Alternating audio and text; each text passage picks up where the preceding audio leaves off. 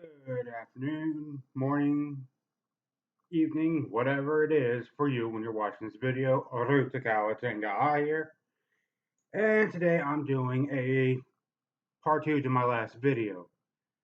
Yes, talking about my multi-multiverse theory again. And why do I keep doing these part 2s is because, well, after I finished my part 1s, I realized I left things unsaid and I needed to close off the conversation. So here's me closing off the conversation.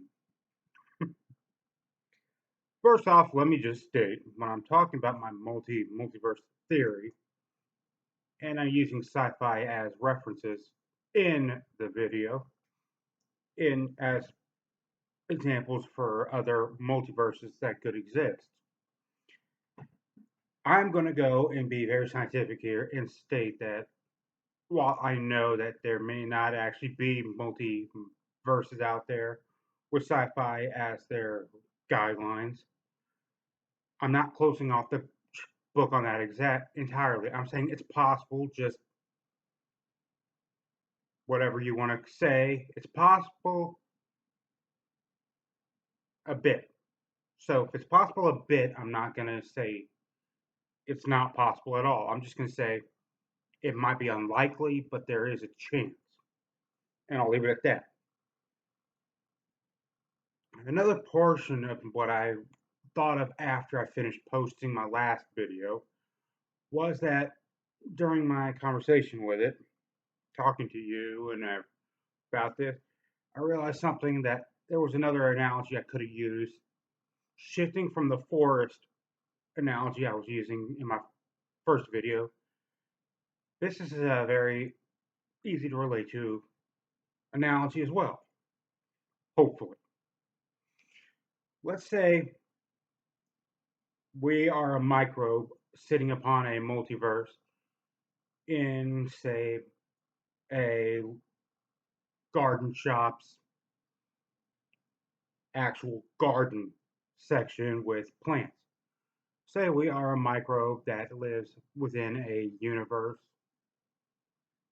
within a multiverse in the rose department. Now, if we jumped out for our department, our universe, and then we jumped off of our rose petal, and we jumped into another rose petal of a different species, we'd be able to adapt to that, to the differences in that different rose species because of their overwhelming their similarities to ours. Now, if we kept jumping further and further away from our home rose, or rather home petal, we end up getting into a more, shall I say, alien plants that are more and more dissimilar to our own, so therefore they are different.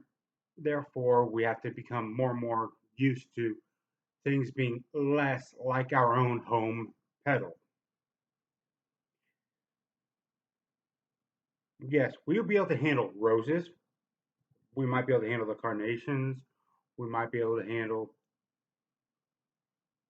the immediate area of our little section in that garden. But the further we go around, go away, the rules of the plant, the rules within each of those plants become so vastly different. Now, this is where we get into multiverses with physics that have no sense whatsoever to our own. Where, well, I'm not even going to speculate in that physics differences because I don't have the degree in cosmology, the actual degree in cosmology. I have a armchair armchair quarterback understanding of it.